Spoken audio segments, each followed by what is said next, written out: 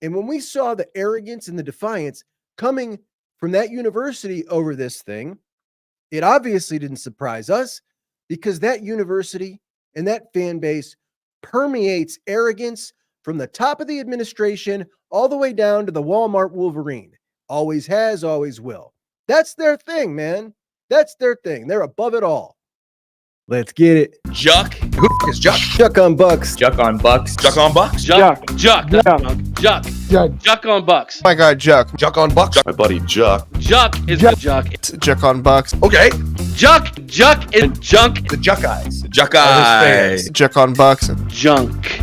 Juck. Not junk. Juck. And welcome in on a Monday morning here at Juck on Bucks. Appreciate you all so much for joining me. As always, hope you had a great weekend. I did.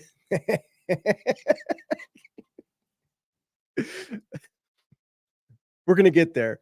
But we're going to start with our team, right? Because we are a Buckeye show. So no practice today. No practice today. We had 4 great practices: Thursday, Friday, Saturday, Sunday. We heard from Ryan Day. We heard from Jim Knowles. Dylan Davis joined me on the weekend show, and he told us that we're going to hear from the quarterbacks early this week. So he's going to be there. He'll join us to tell us how that goes with those guys there.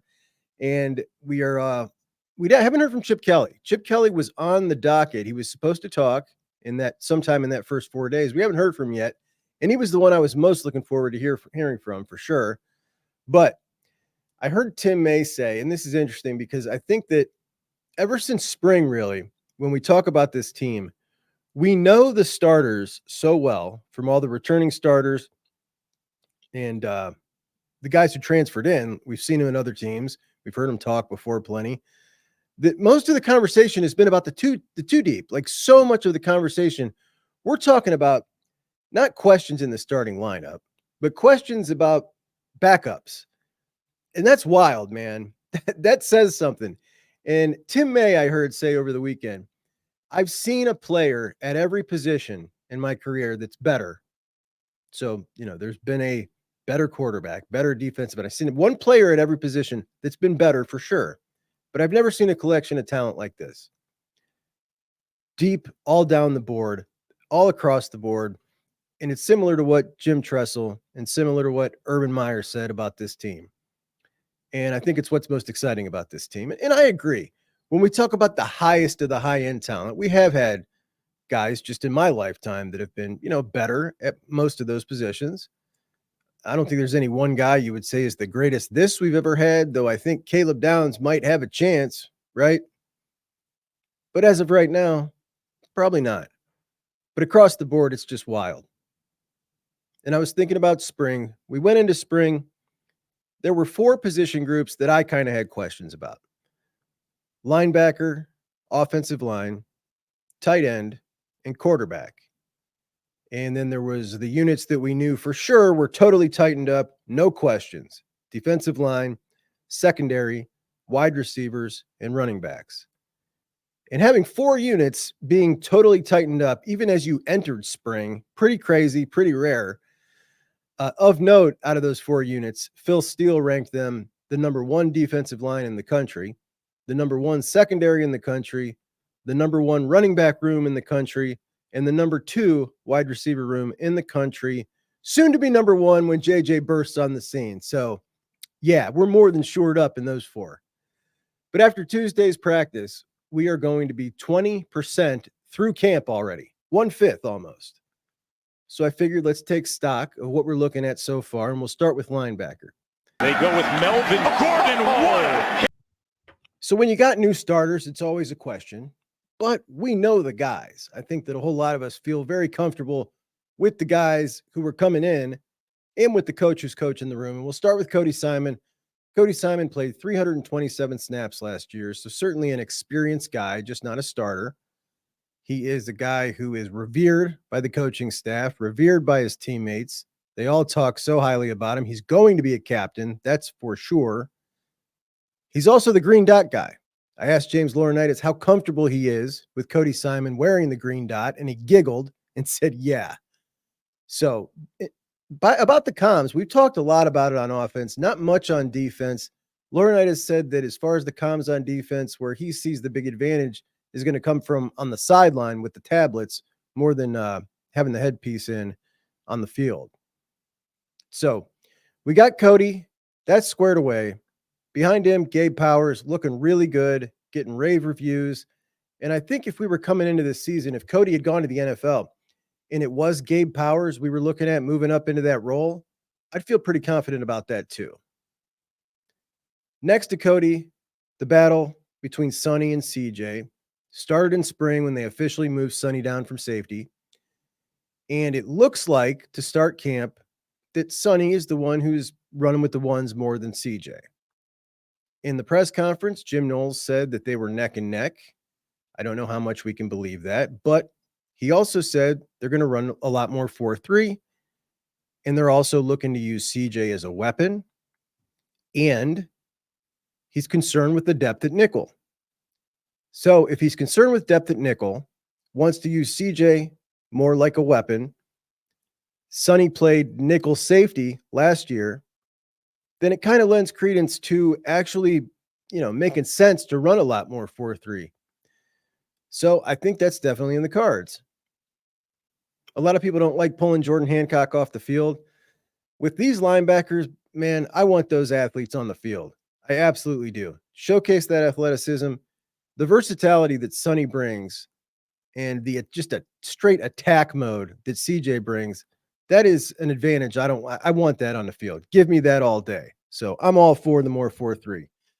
But as far as the question mark at linebacker, I'm feeling more and more confident by the day. I mean, I always did.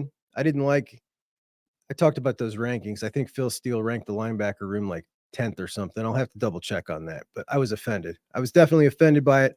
I think these guys are going to turn out to be one heck of a linebacker room. All right, tight ends. So heading out of spring, I had some questions. Will Kazmarek, is he going to show that he belongs at this level? Definitely he belongs at this level, but he was having a slower time picking it up. I thought he would pick it up faster. I know he was in the MAC, but the guy's film is fantastic. I mean, he just looks like an absolute stud. I can't wait to see him in action on the field. Is he going to be able to push G. Scott for that starting role? It doesn't look like it so far. G. Scott, great Buckeye, got a ton of seniority, another guy that everybody loves. Can he hold Will Kazmarek off? I think those guys are going to be 1 and 2. Another question I had, G. Scott, is he going to continue to improve as a blocker, or are we kind of maxed out? Is he the best he can be now? We'll see. I hope he improves. I don't think we've seen anything on the blocking front from any of these guys just yet, at least not, getting a report out of anybody about how the tight ends are blocking. Pretty few and far between. We only really notice it in the games when a 2-yard gain should have been an 8-yard gain because the tight end whiffed on his block. And we saw way too much of that in the last couple of years. How much does Chip Kelly plan on using these guys in the passing game? That's another question I got. We've seen a little bit. We've seen a little bit of tight end passing. Jelani Thurman is definitely catching a few balls. G. Scott catching a few balls. Will Kazmarek has dropped a couple balls and a couple of longer balls as well. You'd expect that out of a 260-pounder, but I'm not happy hearing him drop some short ones. Jelani Thurman, can they bring him along a little faster than they have brought some of these other guys along in the past? Can they get him some significant time during the year? That's a big question. I think the biggest revelation so far is that Patrick Gerd has emerged as someone that we were expecting to maybe have a little bit of an expanded role to he's definitely going to have a pretty decent role here with this team. They're playing him in kind of an H-back role, which is going to be interesting to see how Chip plans on using it. I think this guy's got some serious potential. And the other thing I can confidently say about Patrick Gerd, who was a walk-on, he's not a walk-on anymore. Ryan Day said that we had filled up those scholarships. So we had 80, we had 5 available scholarships. And by my count, the next 2 guys up were TC Caffey and Patrick Gerd. So Patrick Gerd definitely got a scholarship. Congrats to him. And you know how cool it is watching those videos when you see a walk-on get a scholarship. They usually do it in some surprise fashion. Our head coach won't even tell us who got the scholarship. Why is that? That's so irritating to me. Like this kind of stuff. The limited access to the media not telling who's on scholarship. Like, this is just nonsense, man. Tell us the guy earned a scholarship. It's a good feel-good story. That bothers me so much. Like, nothing bothers me about Ryan Day, but this stuff, the CIA stuff, it's goofy. Actually, considering the news, maybe I should lighten up on him. Anyway, the next group up, the offensive line, a group that did not perform well last year, definitely not up to Ohio State standards. And last year in spring and in preseason camp, they got absolutely destroyed. They performed, they were so-so during the season. I don't think they were as bad as a lot of us make them out to be. They definitely weren't up to Ohio State standard. Let's put it that way. They gave up way too many untimely sacks. They gave up a lot of pressures. They couldn't move a guy off. They couldn't rush for 2 yards. When they absolutely needed to have it, they could not get a push. This year, we enter into the spring, and all of a sudden, things look a lot better.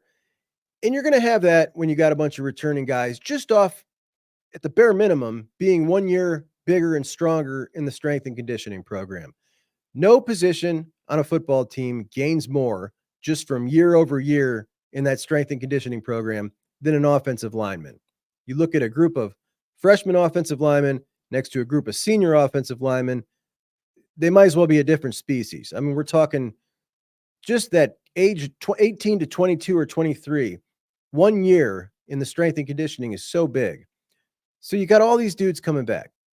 At left tackle, Josh Simmons was already a good athlete with the extra weight on him. He shed 17 percentage points off of his body fat percentage. He looks amazing. He looks fast. He looks like he's going to be a first-round pick. Next to him, Donnie Jackson, guy that came in as a 5-star, very, very high ballyhooed recruit. And, you know, he's been pretty good. He wasn't great last year. He should have been better. But I cut him a little slack because as a guard, playing next to a center that was having a hard time all year in Carson Hinsman, in his second year, thrust into the role before he was ready, kind of doing him a disservice. It also did Donovan Jackson a disservice playing next to him. When you're a guard, you're very dependent on your center. And he can make you look bad at times. And he did. Donovan Jackson definitely coming around. I think he's going to play much better. He looks way more powerful. Looks like an NFL guard right now. At center, you bring in Seth McLaughlin, a guy who started a slew of games at Alabama on an offensive line that was one of the best offensive lines in the SEC, and he was the point man. He has the horrible games with the snapping issues, and all of a sudden, I think we pulled one over on the rest of college football by getting him within like 5 days of that game in the postseason with the snapping issues. It was just boom, lickety split, and all of a sudden we got this guy on our team. And remember when he came, there was nothing but talk from fans like, it's fine, we'll put him at guard. Let's put him at guard. Well, we find out he's going to play center. Is the snapping thing an issue? Well, he did have one. He had one that sailed over Julian's shoulder, but I don't think it's an issue. I haven't thought it's going to be an issue, but you know, you'll have one of those from time to time. I'm just sure that when that happened, the coaches were like, oh no, you know, because the whole thought was this dude gets the yips. Like it's getting in his head, and now he can't stop thinking about it, and he's doing it again. So I'm sure there was some very for the next couple of snaps after that, but we'll see. I think he'll be just fine. As a lineman, he's not only a good center, he's an incredibly smart guy. This dude came in and knew it. They were asking him questions. Donovan Jackson said after 2 weeks in spring, like, we're asking this guy questions about things. Like, he picks up everything. And having a guy like that, if you look back at great offensive lines at Ohio State, they always had a stud center and a smart center, a Nick Mangold type. I'm with it, man. I think Seth is going to make a big difference here, which takes us to guard. We're looking at Tegra. We're looking at Carson. It looks like Carson's maybe a little ahead. And this isn't the same Carson from last year. Number one, he doesn't have the center responsibilities anymore. Number two, a physical transformation. Take a look at this picture. Look at him, dude. I mean, that is a different cat. He busted his butt, and he did it instead of transferring out after that stuff that happened that got him benched for the Missouri game. I'm happy for that guy. I'm happy for that guy. I'm rooting for him. I'm rooting for Tegger too. And I think the best thing for all of us is that it looks like we're not picking a right guard just out of what's left over between these two guys. It looks like these guys are actually fighting because they both deserve it. And that's a good feeling. Then we go to Josh Simmons, who wasn't horrible last year. I think he got a much, much worse rap than he actually played. But he did some things bad. He had some very sloppy form, some bad fundamentals at times. He would engage blocks without any power behind it, standing kind of straight up. He'd let guys slip off ball side all the time from taking poor angles. He gave up sacks at very poor, like every time the guy got beat, just seemed to be like a really bad time. But this dude has busted his hump, and the reviews coming out of camp from critical people about Josh Fryer are that he looks like a totally different guy. So what do we got? We improved at left tackle. We improved at left guard. We upgraded at center. We improved at right tackle.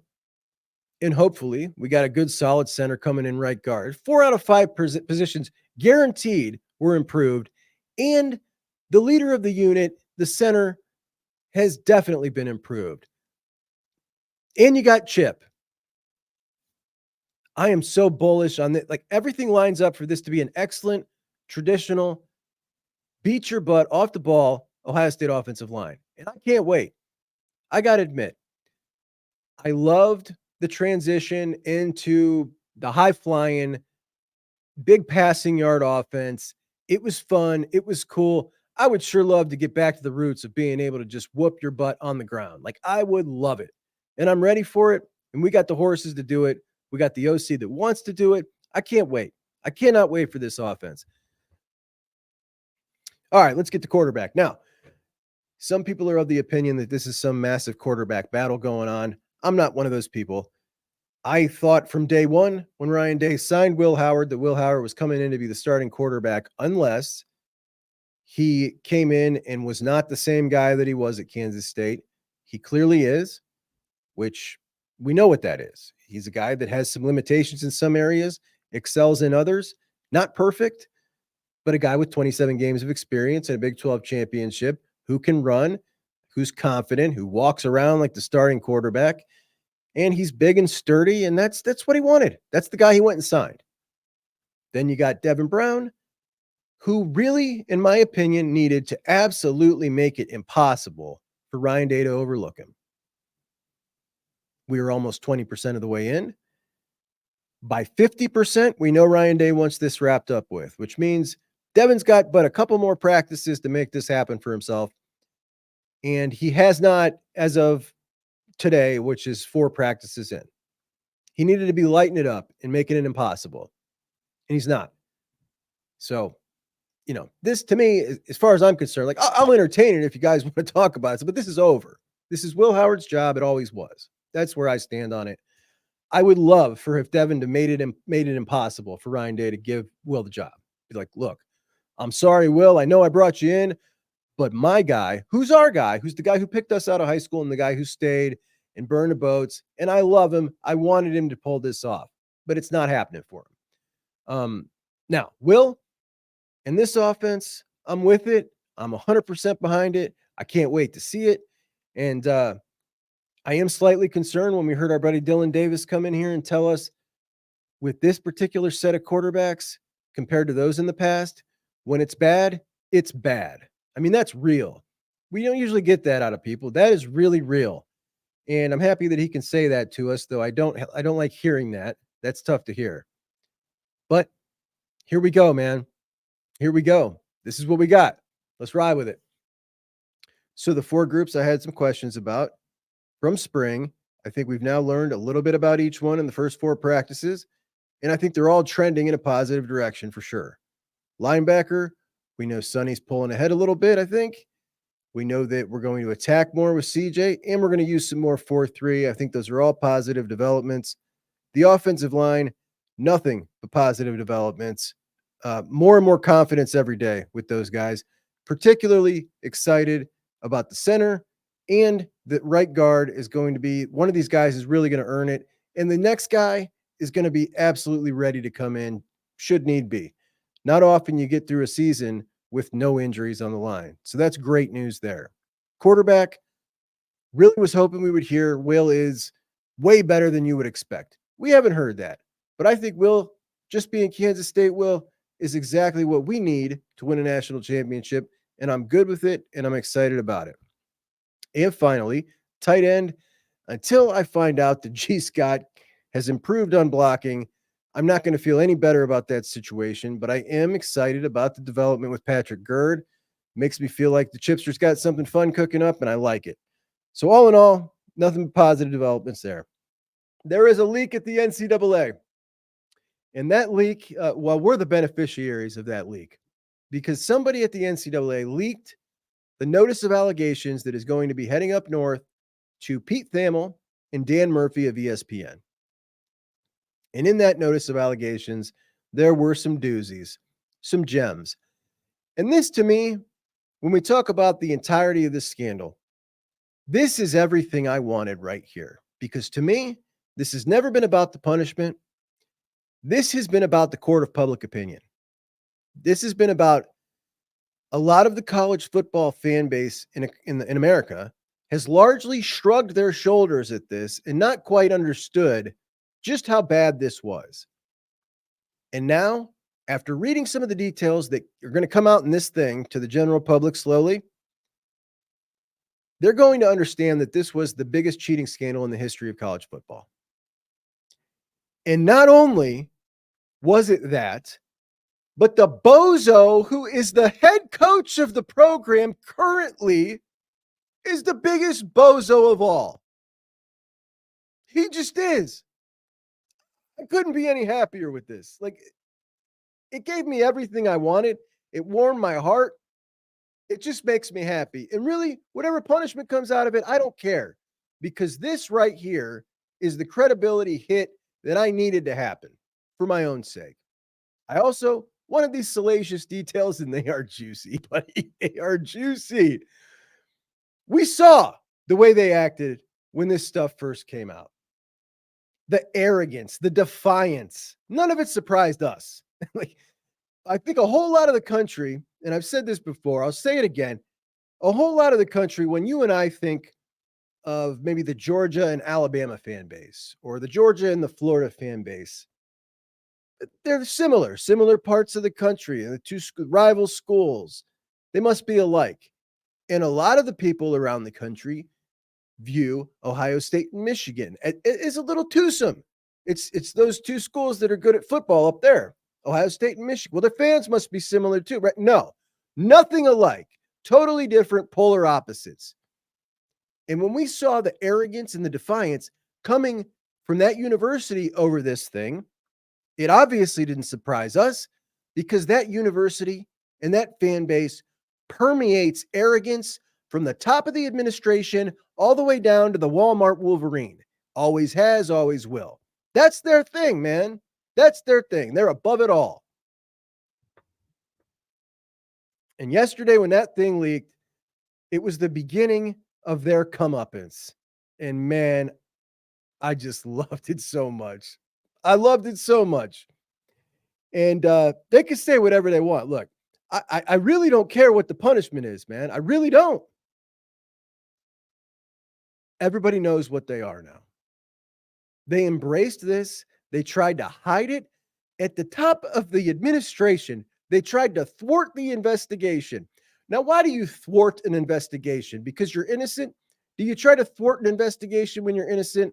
Or do you open the doors up and say, please clear my name? I've been wrongfully accused. Certainly, you know what you do. You let them in. But they tried to fight the Big Ten right off the rip over that Harbaugh suspension, the toothless suspension. And when push came to shove and they saw the evidence the Big Ten had, they backed down after they did all that big talking and they accepted what they had coming, which was a toothless punishment.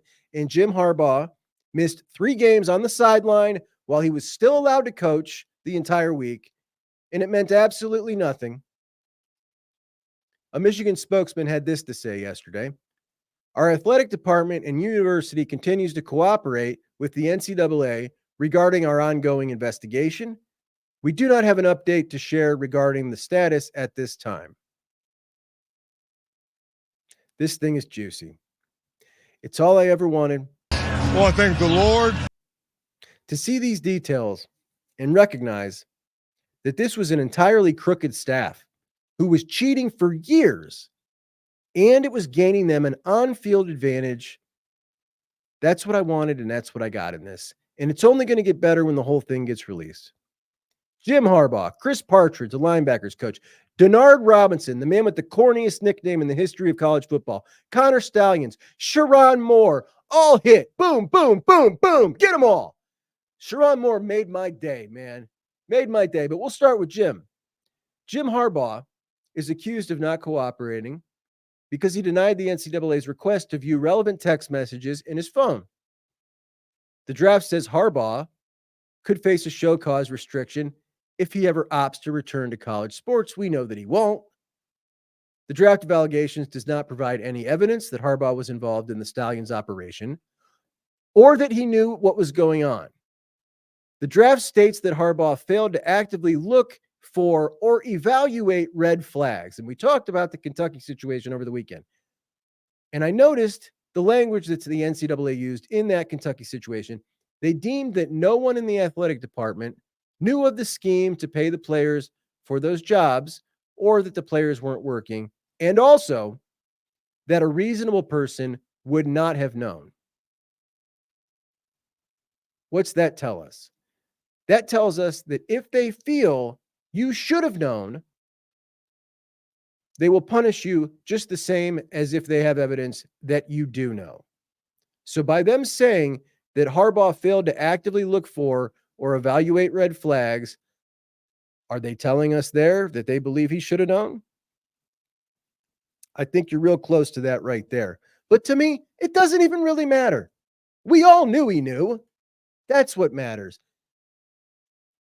And what matters most is what the current head coach, the guy that's in the seat right now, what did he do? The goofy coach that talks at press conferences like he's the most intellectual man in the room. The same guy that got on TV and cried like his coach was in the hospital with cancer when he was sitting down the street at a Hooters watching the game. Well, I thank Coach Harbaugh. This is for you. Disingenuous, just like all of their fans. And I don't know who irritates me more in this situation. These boneheads coaching or their fan base that tries to prop this up, defend it, make every way you can twist the truth and twist the story. Stallions was a lone wolf, right? That's the thing. Like, they think that makes it any better. It really doesn't.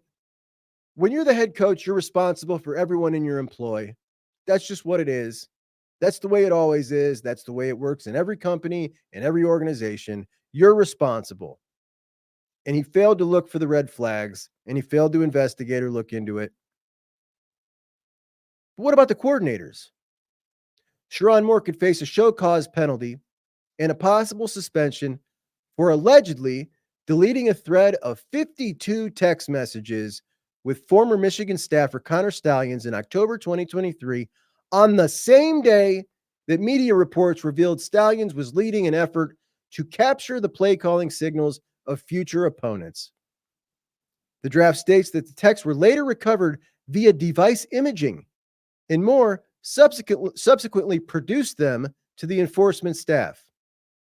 Moore is accused of committing a level 2 violation according to the draft. For starters, how embarrassing is that? This dope thought that he could just erase the text messages. The biggest cheating scandal in college sports history breaks. Your buddy at the center of the investigation, you're involved with them. You know this is coming, and you think you can just erase the text messages and you'll be free and clear. What an absolute dope this guy is. This isn't a court of law, which is why that whole due process argument was so ridiculous. That's a legal term. This is not a court of law. There's not a jury of your peers. The evidence does not need to be beyond a reasonable doubt. I've erased text messages before, and you have too. And we all know why we erase text messages. And this bonehead is guilty as hell. It's plain as day, and we all know it. And their disingenuous fans know it. And the rest of the country knows it now too. He's guilty as hell. And like I said, my biggest issue here has always been the court of public opinion. And when that came out right there, that this guy deleted those messages the day that this broke about Stallions, that's it. He cooked himself. He's done. Everybody knows he was knee-deep in this. This wasn't Stallions trying to impress everybody behind the scenes and secretly get all this knowledge and then act like he was Rain Man on the sidelines, as a lot of them have tried to portray. He was just trying to advance his career. But the best part is, any one of those guys that left, that walked out the door with Harbaugh, could have been one of these guys that deleted the 52 messages, admitting their guilt on that day. But the one that did is the one that's still there. And that's so beautiful.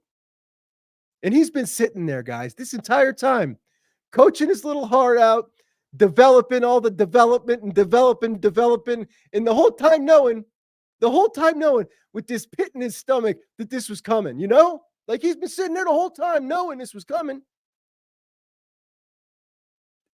He's probably feeling a sense of relief today that this is finally over. Like, all right, it's finally come out. Now we can see what happens and where this goes from here. Because he knew this was dropping, and I love it.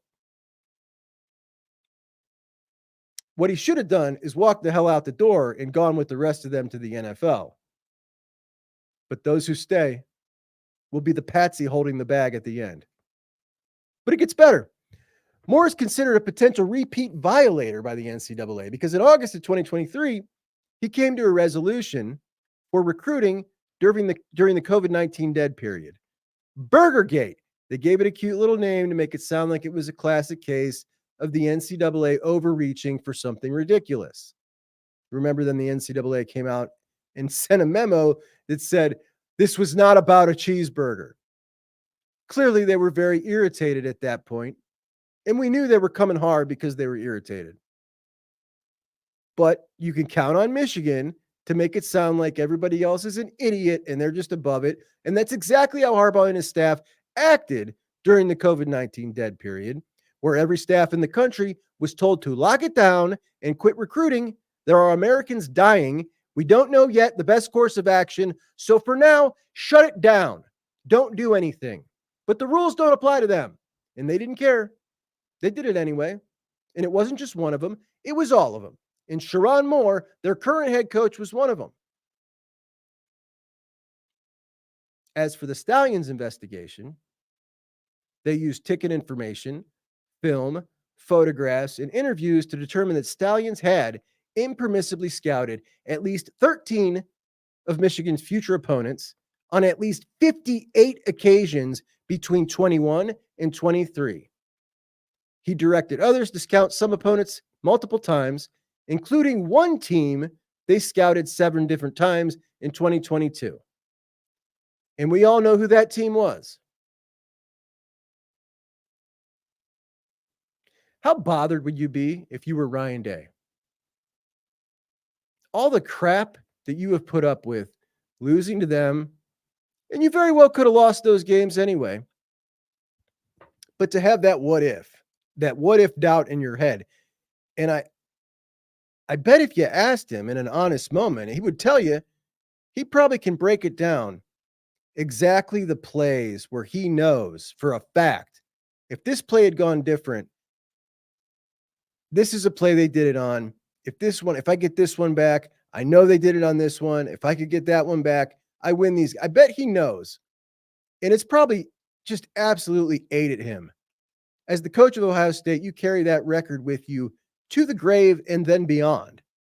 It lives forever. The investigators also allege that multiple interns and at least one other full-time employee knew about the scheme and participated in it. The draft says that Stallions led those individuals to believe that what they were doing was not against the rules. I can kind of buy that, man. I can kind of buy that a bunch of interns would not have any idea that was against the rules. We're just doing some extra scouting. Stallions was, in fact, on the sideline at Michigan State's season opening game against Central Michigan in 23, as if we didn't already know that. But I've argued with plenty of them that wasn't him. Stalions was wearing a bench pass, Central Michigan coaching gear, and a disguise. The draft states that Stalions' conduct seriously undermined or threatened the integrity of the NCAA collegiate model. The draft does not say how Stalions obtained a bench pass for the Chippewas sidelines, but we already know how. That guy got fired last week.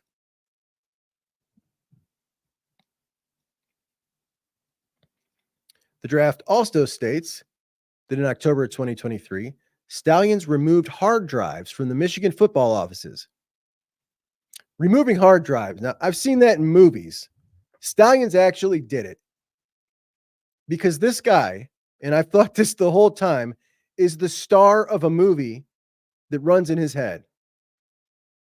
He's a spy. This guy's like Mission Impossible. That's who he is, man. It runs in his head. Something is so sick about this vacuum guy. And this is just another detail that's fantastic to me. Removing hard drives. He also, that same day, gave a football player a sheet containing play calling signals of a future opponent and asked that guy to bring that to an intern's house later so that he could retrieve it. Now, that's very telling. He knew the gig was up. He knew he was popped. What was he planning on doing with it? Why did he need it? Why didn't he just destroy it? Stalions also, of course, refused to let the school review the phone. Stalions has yet to publicly share details about his side of the story, but is expected to be interviewed and super truthful in an upcoming Netflix documentary about the scheme. Partridge, a former defensive assistant who was fired by Michigan last November, is accused of pressuring a player to lie or mislead the NCAA investigators in an effort to protect the coaching staff during the probe into the Stalions scheme. The last line in the article reads like the end of a movie. Tells you what happened to all the characters. Clinksdale and Minter are now assistants on Harbaugh's staff in Los Angeles. Partridge is now an assistant for the Seattle Seahawks. Robinson was fired from his support staff position in May following a drunken driving arrest, and still has the corniest nickname in the history of college football. 58 separate occasions, 13 separate opponents, Ohio State 7 times in 22. And they flew all around the country, bought all those tickets, organized all of this for something that, according to these morons, you could have just got from watching the All 22. After today, if one more of those idiots ever say that, you know who you're dealing with. Stop talking to them right then. You will never get anywhere. They don't care about reason. They're disingenuous. They're liars. They're idiots. I can't stand a one of them, and I don't care if they never watch my show. I don't care if they want to hate on me. If you honestly believe that you could have gained all this information in the All 22 and that your team was not knee deep all the way up in a cheating scandal, then you're an idiot. And you don't listen to reason or logic. That's just it. You're an idiot. I don't know what else to say. A lone wolf. The current head coach of that school deleted 52 messages the day the news broke. And Chris Partridge pressured a player into lying to protect the staff. Plural, not himself, the staff. I'll reiterate, this is not a court of law. The burden of proof is not beyond a reasonable doubt.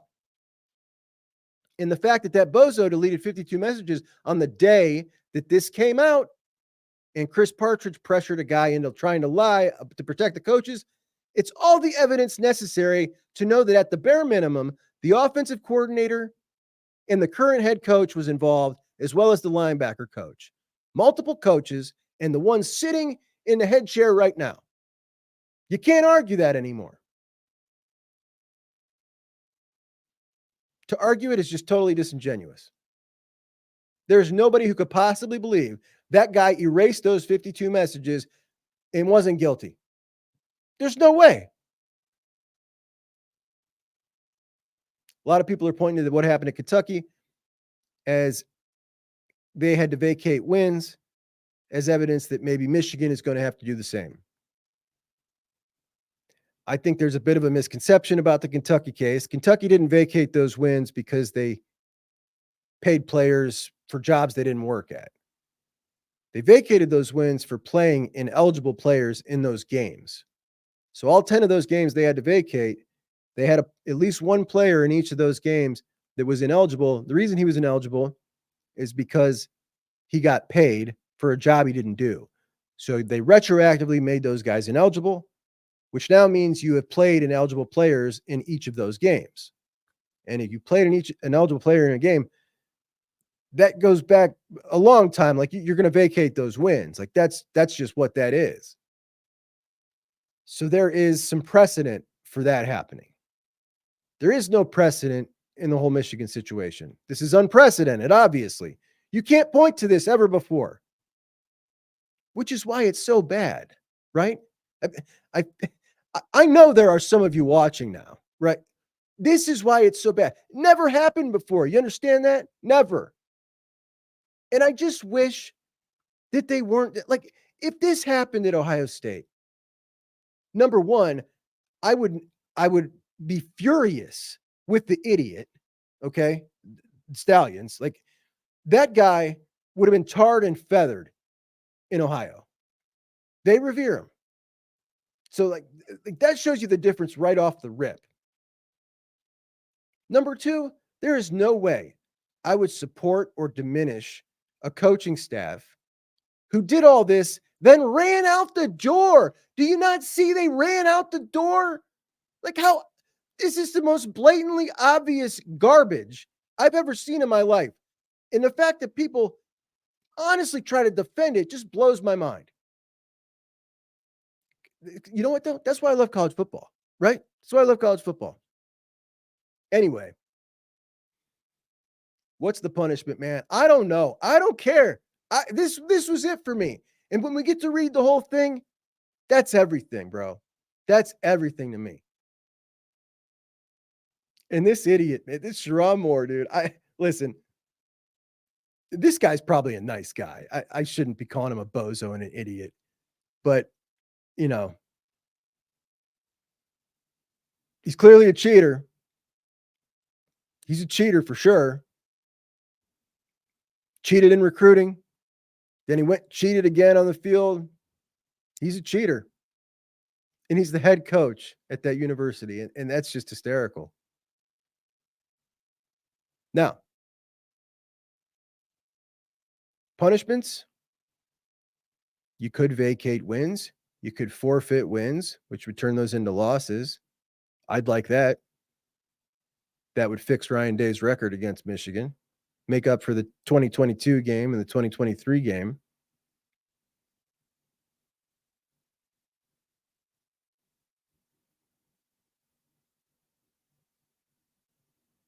You could take away scholarships.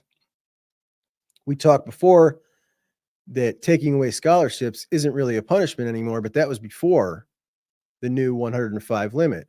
When you were at 85 scholarships with the walk-ons, you couldn't really take away a scholarship because all I would have to do, in fact, Michigan is doing it now. I shared with you guys a story about one of their players coming out and saying it, is they're making a guy who normally could have been on scholarship, and they're saying, listen, we're not going to let you on scholarship, but we're going to pay most of your tuition. So technically he's not on scholarship, but he is on scholarship, as in he doesn't have to pay for school. But it doesn't count against one of their numbers. So in that system where you had 85 scholarships, then the walk-ons, taking away a scholarship, if you took away 5 of their scholarships, they could just pay 5 walk-ons. Doesn't matter.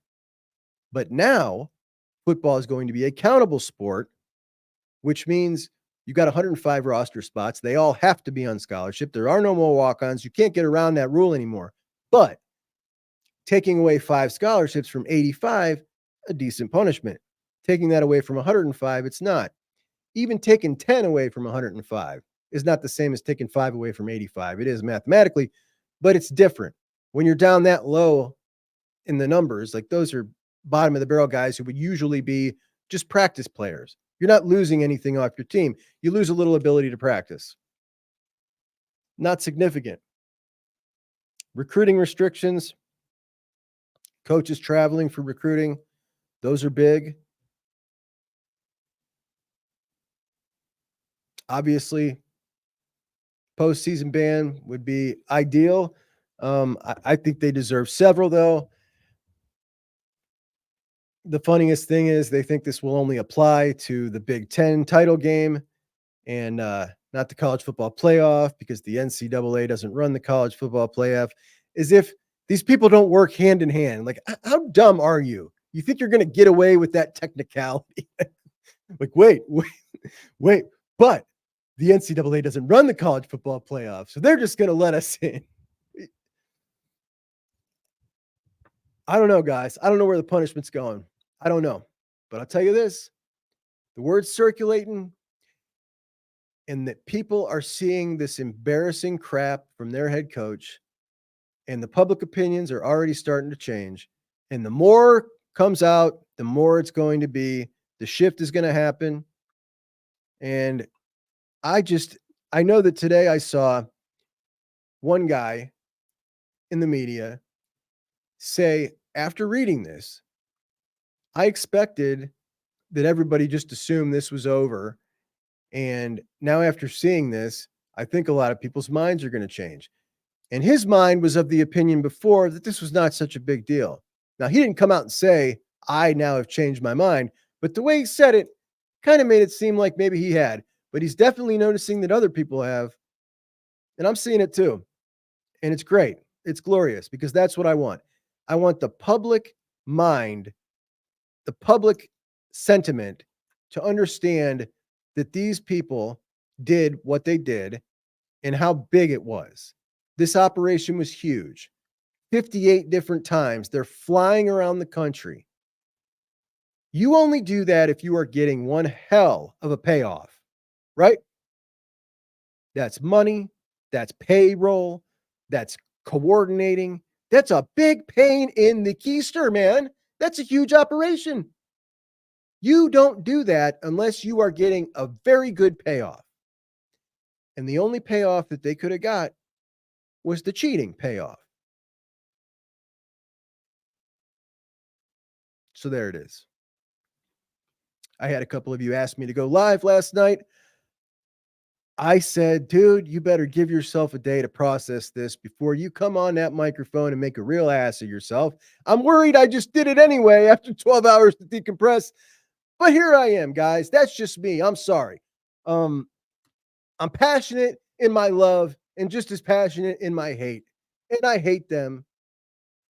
However, one-on-one, for the most part, they're all good people. For the most part. As a collective, I hate them. I just hate them. So, no offense, Tim, anybody else that regularly watches from the team up north. You guys are all good dudes. You know, we can spar about sports, and that's fine. I don't mean to make it personal. When I say that, I mean as a collective, as a fan base, there's definitely something unique about you folks. There is definitely a unique attitude that permeates through you all. And it's just kind of bounced off and spread in a weird way. And it would be nice if we were rivals with a fan base that didn't have that about them, but we are, and that's what we're stuck with. However, let's get to some comments. User says, I'm just concerned that Oregon is beating us out for DeCorian Moore, Davison, Brew, and now McNutt. Am I just overreacting? I know we can't get them all, but damn, this is a trend and I don't like it. All right, so check it out. DeCorian Moore. We wanted DeCorian Moore. We're not willing to go max offer for DeCorian Moore. DeCorian Moore required max offer. And the reason we weren't willing to do that is because we just did it with JJ last cycle. We're going to do it again with Chris Henry next cycle. And DeCorian Moore, it just didn't make sense to go max deal on a receiver. Not this cycle. Texas and Oregon, they went max deal. They went head to head. He chose Oregon. That's not a loss when you pull yourself out of it in my book. And the same thing happened with Davison and Brew, actually. So Davison, when he came in on his official visit, He changed his tune, his camp. They wanted more money. Ohio State, already with two better backs in the class, in Isaiah West and Bo Jackson, said no thanks. Our initial deal will stand. And Davison's camp balked. Ohio State was no longer interested. He went to Oregon. Brew obviously was our number 3 cornerback in the class. He goes to Oregon or really anywhere else. He's their number 1 cornerback in the class. We had 2 better than him, and those 2 are getting compensated as they should. We didn't have enough money to compete for the number 3 guy. When he's our number 3 guy, he's going to get number 3 guy money. And even though he's a great player, they're going to give him number 1 guy money. And he deserves number 1 guy money. He's number 1 in everybody's class except ours. So did you really lose him either? No. Here's the truth.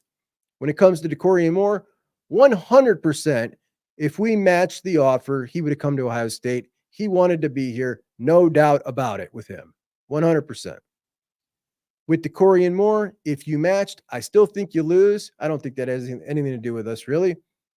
He just liked Oregon, and you'll have that. There's a lot to like about Oregon. Jordan Davison, we won that recruitment. No question about it. And had he not, that change came within like 2 weeks. It wasn't even 2 weeks. It was the Thursday before his official. I came on and said, there is word coming out of the Jordan Davison camp or around the Jordan Davison camp that something's different between him and Ohio State. And all of a sudden, something that wasn't a priority previously is a priority now. And of course, you know what that meant. And then all of a sudden they come in for the official and everything that was Ohio State, it's just bam, something changed. And then you hear the weight. He's 240. You know what I mean? Like, I personally think it was 240, and this is a lot of speculation on my part here. But I think that the adults in his life really screwed this kid out of what he wanted. And he was under a lot of stress. I really feel bad for him. So wishing the best for that dude. Definitely not a disturbing trend. But what is a disturbing trend? It's definitely disturbing when someone is now in the conference that can recruit as good as us. They absolutely can now. They are a grade A, 1A recruiter. They are now. They have raised themselves into that upper echelon where now you see just Zion Lee, the number 1 defensive edge rusher next year, announces his top 5, Ohio State, Alabama, Georgia, Oregon, in the homeschool. Like, they're all there. So they're now on that level. And they're in our conference, and we got to deal with them and expect to lose some. They can go head-to-head with us and beat us sometimes. That's going to happen. And just something we got to accept now. PJ says, you don't like the cowboy for Oklahoma State because it looks too cartoonish, but the duck and the duck head for Oregon is not cartoonish. I've heard you say you like those. I have said that, haven't I?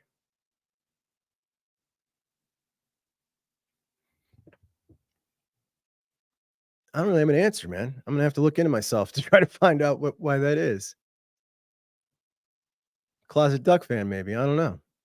Juck, switch the Oregon and Ohio State helmet. Could be bad luck having them in front. Brother, I knocked them straight off.